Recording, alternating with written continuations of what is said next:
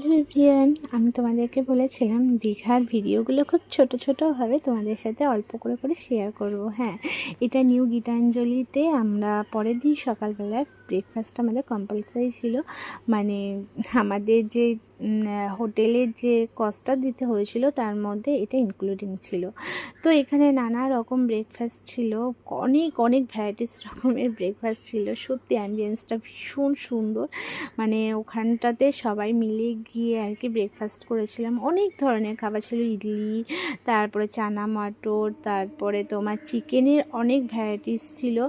এই দেখো এই চিকেনের ভ্যারাইটিসগুলো। তারপরে ছিল ডিম সেদ্ধ, চা, কফি, জুস, তারপরে কর্নফ্লেক্স, অনেক অনেক তোমাদেরকে বলে বোঝাতে পারবো না। আমরা এত কিছু খাবার খেয়েও শেষ করতে পারিনি। ভীষণ সুন্দর, ভীষণ ভালো হোটেলটা ছিল। তো আমি তো সব ধরনের খাবারই অল্প অল্প করে টেস্ট করেছিলাম। ফ্রুট স্যালাড খেয়েছিলাম, তারপরে একটুখানি জুস খেয়েছিলাম ওয়াটারমেলনে।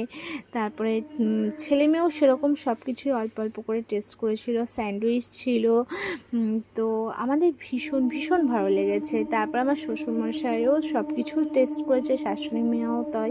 তাই দেখো আমরা সবাই আর কি বুফে সিস্টেম সবাই গিয়ে গিয়ে খেয়েছিলাম। খুব ভালো লেগেছে। তো আমার মনে হয় তোমরাও যদি কখনো দীঘাতেও সবাই প্রত্যেকেই যাও, তো গেলে এই হোটেলটাতে যেতে পারো, খুব ভালো লাগবে। তো আমাদের ভীষণ ভালো লেগেছে।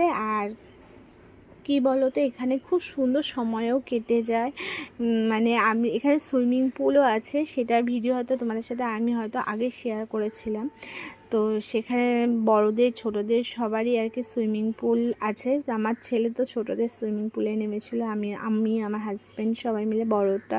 আমি তো সুইমিং পুলে নামতেই চাই না, আমি ভীষণ জল ছোটোবেলা থেকেই ভয় পাই, সে যতই সুইমিং পুল হোক আর নদী সমুদ্র যাই হোক না কেন।